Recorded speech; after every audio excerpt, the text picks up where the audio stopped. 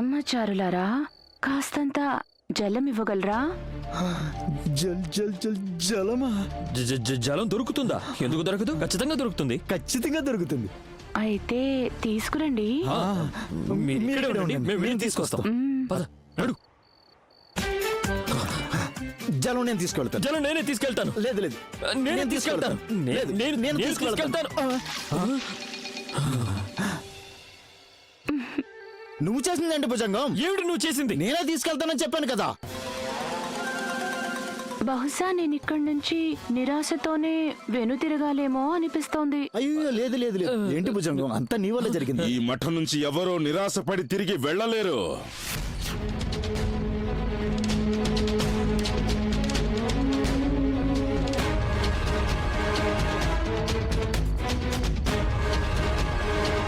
ఇది దంతేశ్వరుడి మఠం. చాలా దాహంగా ఉంది కదా నీకు? నీ చేతిలోని కలశాన్ని ముందుకు పెట్టు.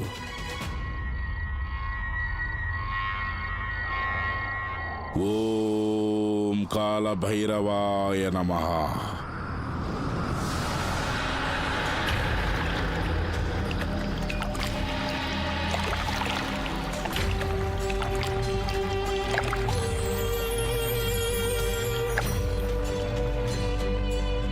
ఇక ఈ జలాన్ని స్వీకరించు.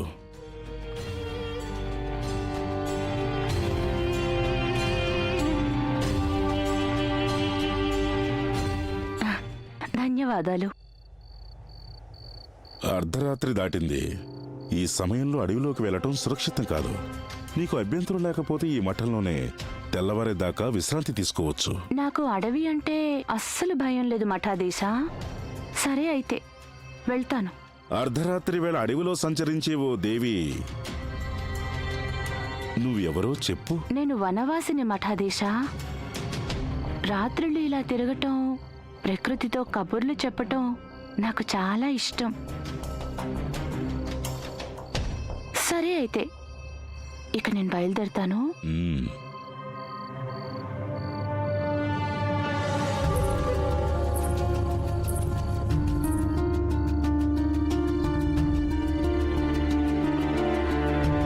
దుర్మార్గులారా, త్వరలోనే మీ అందరి బండారం బయట పెడతాను.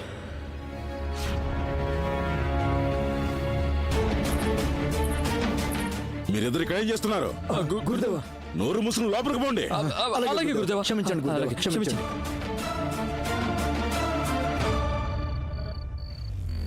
హఠాత్తుగా ఒక స్త్రీ ఇక్కడికి రావటం,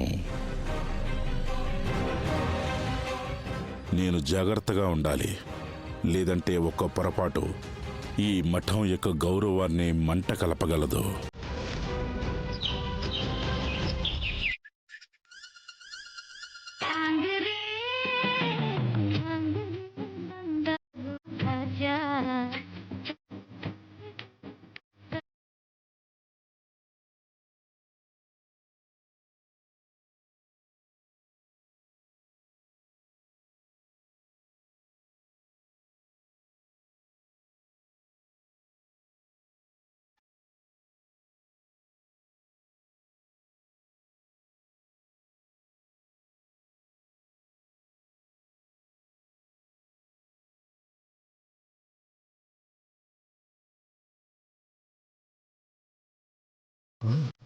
ఇంత అందమైన స్త్రీని నేను నా జీవితంలో చూడలేదు. నా మనసులో మాటలు వెంటనే ఈమెకు చెప్పేయాలి. ఇంకా ఆలస్యం చేయకూడదు.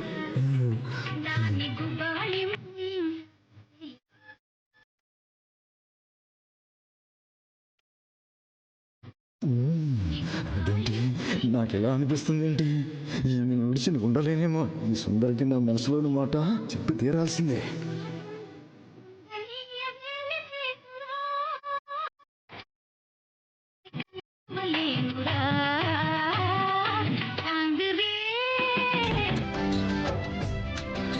మీరిద్దరూ ఇంత తెల్లవారుజామున ఇక్కడేం చేస్తున్నారు? ఎప్పుడు తెల్లవారుతుందా అనుకుంటూ నేను రాత్రంతా నిద్రపోలేదు. అంతలా ఏం జరిగింది? చాలా గొప్ప విషయం జరిగింది సుందరి. నేను నిన్ను చూసినప్పటి నుండి నీ ప్రేమలో పడిపోయాను. మా తపస్సు, సాధన అన్ని భంగమైపోయాయి. నిన్ను వెంటనే ప్రేమ వివాహం చేసుకోవాలనుకుంటున్నాను. వివాహమా? కానీ మీరేమో భైరవ భక్తులు కదా, ఆ జన్మ బ్రహ్మచారులాయే. దేవి, నేను భైరవ భక్తుణ్ణి కావచ్చు, కానీ నీ సౌందర్యం చూసిన తరువాత నా మనసులోని అనురాగం నిద్రలేచింది. ప్రేమ వివాహం చేసుకోవాలన్న కోరిక మళ్ళీ చిగురించింది. సుందరి, నా ప్రేమ ప్రస్తావనని స్వీకరించు. నిజమే దేవి, నేను కూడా నీ ప్రేమ వలలో చిక్కుకున్నాను. నాపై దయతలచి నా ప్రేమ విన్నపాన్ని మన్నించి స్వీకరించు దేవి. నాకు కూడా మీరిద్దరూ అంటే చాలా ఇష్టం. ఇక మీ ఇద్దరిని వివాహం చేసుకోవటానికి నాకెలాంటి అభ్యంతరమూ లేదు. మరేమో ఏంటి మరేమో, అదేదో త్వరగా చెప్పు దేవి. మరేమో నేను మీ ఇద్దరిని ఒకేసారి వివాహం చేసుకోలేను. ఎందుకు చేసుకోలేవు? మా ఇద్దరికి ఏ అభ్యంతరమూ లేదు. ఏం కపాలి? అవును కపాలి, నాకు ఎటువంటి అభ్యంతరం లేదు. మేమిద్దరం వివాహం చేసుకోవడానికి ఇష్టమే. సిద్ధం. మరేమో నేనేమో వనకన్యని. అయితే మా కులంలో ఒక్క పురుషుణ్ణే వివాహం చేసుకునే సంప్రదాయం ఉంది. సుందరి, అదే గనుక నిజమైతే ముందు నేను నిన్ను వివాహం చేసుకుంటాను. అలా ఎలాగా? భుజంగా, నేనే వివాహం చేసుకుంటాను. నేనే నిన్ను వివాహం ఆడతాను. కపాలి, భుజంగా, ఆపు, నేనే వివాహం ఆడతాను. ఈమె నేనే వివాహం ఆడతాను. కపాలి, నేనే లేదు, లేదు, వివాహం ఈమె ఆడతాను. ఆగండి, నేనే గొడవ పడకండి. నేనే వివాహం ఆడతాను. ఈ సమస్యని మనం ఇలా పరిష్కరించుకోలేము. మరి ఎలా జరుగుతుంది? నా దగ్గర ఒక ఉపాయం ఉంది. ఏంటా పరిష్కారం? మీరిద్దరూ యుద్ధం చేయాల్సి ఉంటుంది. యుద్ధమా? ఆ? ఎవరైతే ఈ యుద్ధంలో విజయం సాధిస్తారో నేను వాళ్ళనే వివాహం చేసుకుంటాను. అయితే ఈ యుద్ధం నేను చూస్తుండగానే జరగాలి. నీ కోరిక అదే అయితే సుందరి, ఈ శుభకార్యానికి ఆలస్యం ఎందుకు? కపాలి, భుజంగా, యుద్ధానికి సిద్ధంగా ఉండు. ఈ రోజు నువ్వు నేను తేలిపోవాలి. మేం వీళ్ళని ఏ పరిస్థితికైతే తీసుకురావాలనుకున్నామో సరిగ్గా అక్కడికే వచ్చారు ఇద్దరు.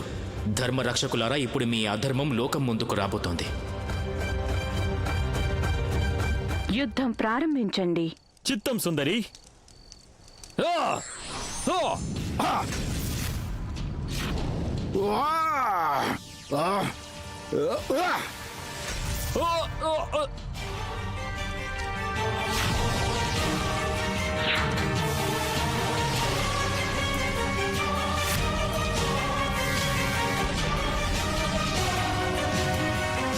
ఇప్పుడు ఇక ఏ అనుమానమూ లేదు.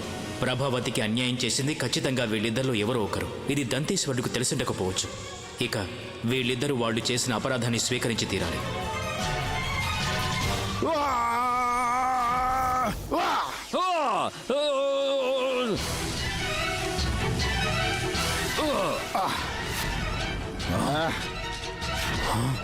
ఏంటి మీరిద్దరూ చిన్నపిల్లలా ఆడుకుంటున్నారు? ఇలా అయితే యుద్ధంలో గెలిచేదెవరో తేలటం కష్టం.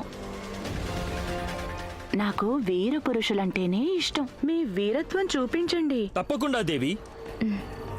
కపాలి, ఆ రోజు ఆ స్త్రీ కోసం నేను నీతో రాజీ పడ్డాను, కానీ ఈ రోజు నేను ఖచ్చితంగా రాజీ పడే ప్రసక్తే లేదు. భుజంగా, దూర్తుడా, మా ఇద్దరి మధ్యలోకి వచ్చింది నువ్వేరా, నువ్వే. ఆ స్త్రీని ఇష్టపడింది నేనే రా, నేనే, ఈ కపాలి. అందుకే ఈ రోజు నేను మళ్ళీ రాజీ పడేది లేదు. ఈ సౌందర్య రాశి కేవలం నాకే దక్కాలి, నాకే. తనని నేను ఇప్పుడే నా సొంతం చేసుకుంటాను. కపాలి, నువ్వు జీవించి ఉంటేనే కదా ఆమె నీ సొంతం కావడానికి. ఆ స్త్రీ ఖచ్చితంగా ప్రభావతి అయి ఉంటుంది. ఇప్పుడు ఆ నిజం బయటపడి తీరుతుంది.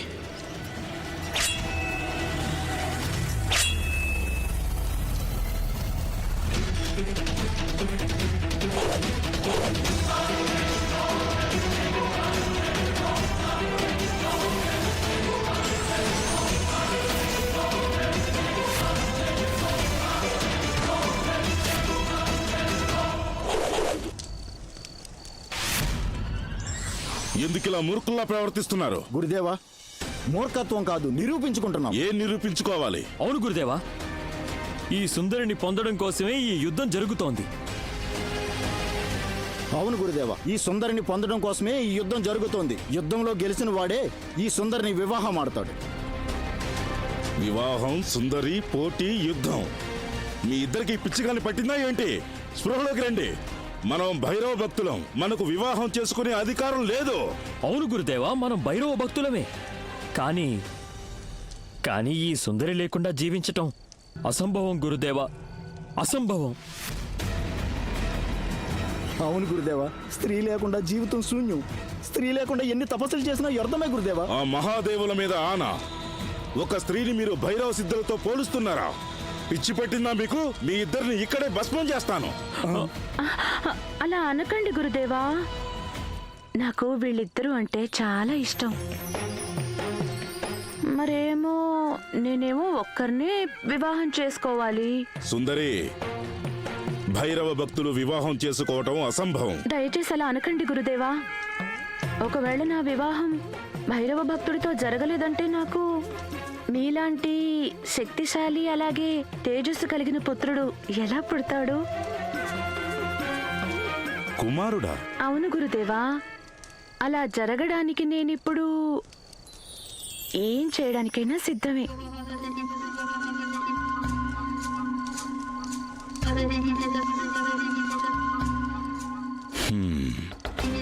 సుందరి, ఈ మఠం నుంచి ఎవరూ కూడా ఒట్టి చేతులతో తిరిగి వెళ్లరు. కనుక నువ్వు కూడా వెళ్ళవు. అంటే మీరనేది నా వివాహం భుజంగుడు లేదా కపాలి ఇద్దరిలో ఒకరితో జరుగుతుంది కదా? సుందరి, కుమారుడు కావాలంటే వివాహమే చేసుకోవాల్సిన అవసరం ఏమీ లేదు.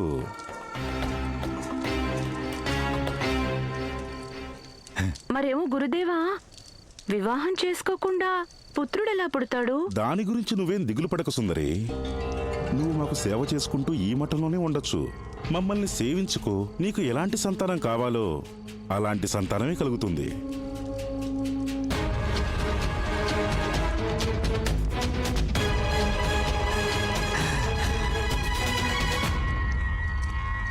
మరేమో గురుదేవా, వివాహం చేసుకోకుండా బిడ్డని కనటం పాపం కదా? పాప పుణ్యాలు లెక్కించేది మేము. దాని గురించి నువ్వేం భయపడకు సుందరి.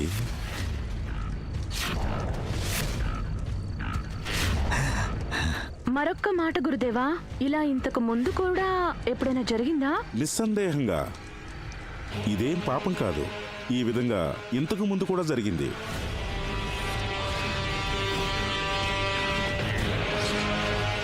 మా మఠంలో ఇంతకు ముందు కూడా ఒక సేవిక ఉండేది.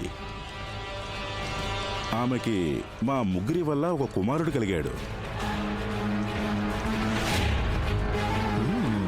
ఏంటి, మీ ముగ్గురి కుమారుడా? అవును సుందరి, మా ముగ్గురికి కుమారుడు.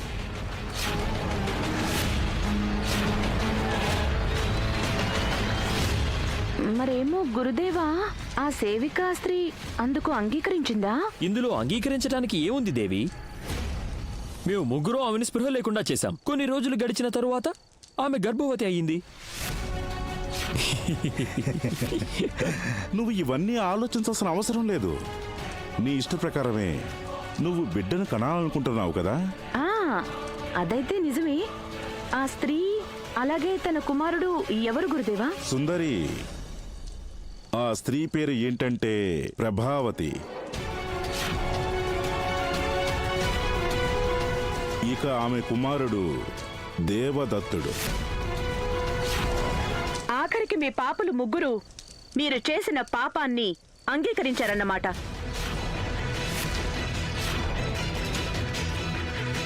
జై మహాదేవా!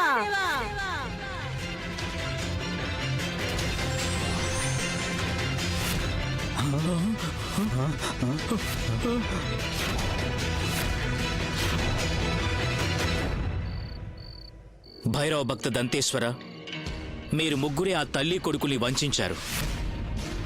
మేం ముందే చెప్పాం కదా, మేము తప్పక శిక్ష విధిస్తామని. చాలా మంచి పథకమే వేశావు రాజా. కానీ నువ్వు మమ్మల్ని వంచావు. అయినా ఇదంతా వ్యర్థమే. అయినా మేము ప్రభావతిని ఏం చేశాం అది నీకు తెలియదు, అలాగే మాకు తెలియదు. మాలో ఎవరికి ఏమీ తెలియదు. ఏం చెప్తావు రాజా? అందరికీ చెప్తావా? ఈ మఠాధీశుణ్ణి నేనేనని తెలుసుకో. ఇక్కడ ఉన్నవాళ్ళందరూ నా మాటే నమ్ముతారు, నీ మాట నమ్మరు. నువ్వు గెలవటం అయితే గెలిచుండొచ్చు, అది నీకు మాత్రమే తెలుసు. కానీ ఒక్క విషయం, ఈ లోకం దృష్టిలో మాత్రం పరాజితుడివే. అవును రాజా, అయితే నువ్వు ఆడదానిగా వస్తానంటే మాత్రం ఇంకా మా మటన్ తలుపులు తెరిచే ఉంటాయి. దంతేశ్వర, మీకున్న ఈ భ్రమను కూడా మేము తొలగిస్తాం.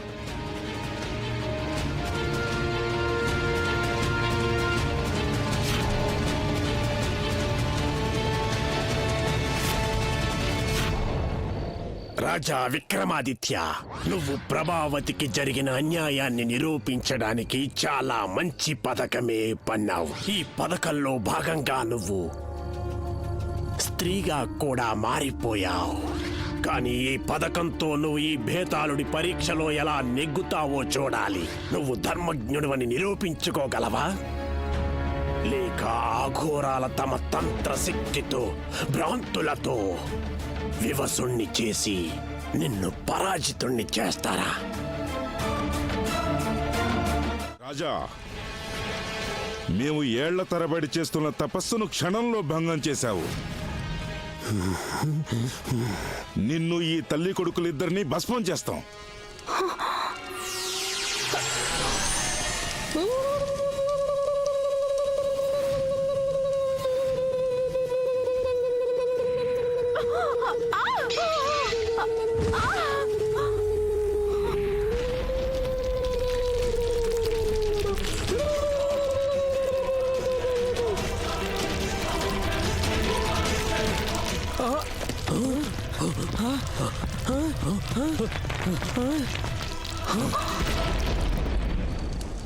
పాపాత్ములారా, ఇంకా సమయం మించిపోలేదు. మీ పాపాలకు ప్రాయశ్చిత్తం చేసుకోండి, లేదంటే మీ మృత్యువు మీ కళ్ళ ముందే ఉంది. రాజా, నువ్వు మమ్మల్ని చంపుతావా? నీకింకా మా తంత్రశక్తుల గురించి పూర్తిగా తెలిసినట్టు లేదు. ఓం భైరవాయ నమః.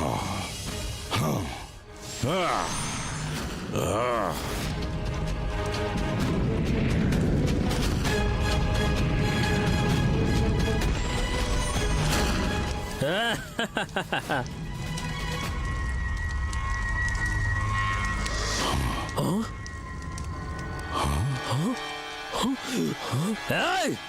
దుష్టరాజా, నేను కపాలి, నిన్నిక్కడే అగ్ని సమాధి చేస్తాను, కాచుకో.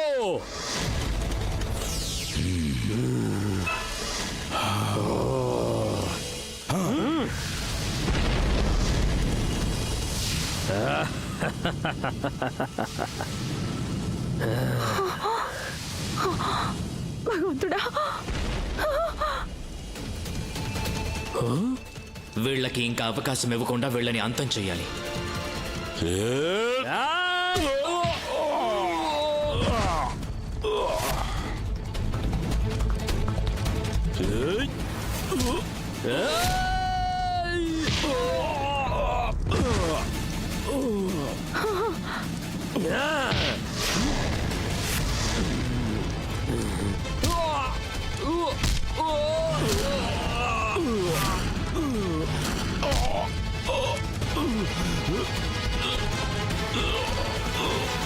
మీలాంటి పాపాత్ములు ఉండటం వల్లే ఆస్తికులైన వాళ్ళంతా నాస్తికులైపోతున్నారు. చూశారుగా మీరంతా, వీళ్ళు ముగ్గురు మహాపాపులు. ఆ భగవంతుడి పేరు చెప్పి జనాలని మోసం చేస్తున్నారు, వంచన చేస్తున్నారు, పాపాలు చేస్తున్నారు. అలాంటి పాపమే వీళ్ళు ప్రభావతి వారి పుత్రుడి పట్ల చేశారు. వీళ్ళకి జీవించే హక్కు ఎంత మాత్రం లేదు. రాజా,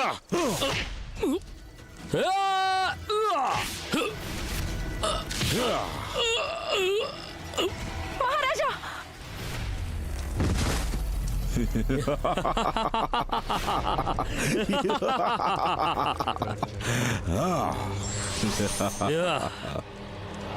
చూసారా వైష్ణవ భక్తులారా?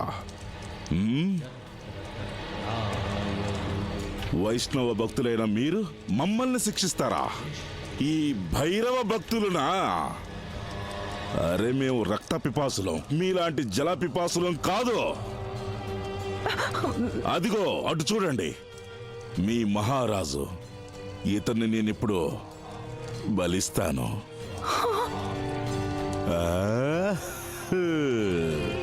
కానీ అంతకన్నా ముందు నేను ఈ దేవరుదుడికి ప్రభావతికి మరణశిక్ష విధిస్తాను. మరణశిక్ష!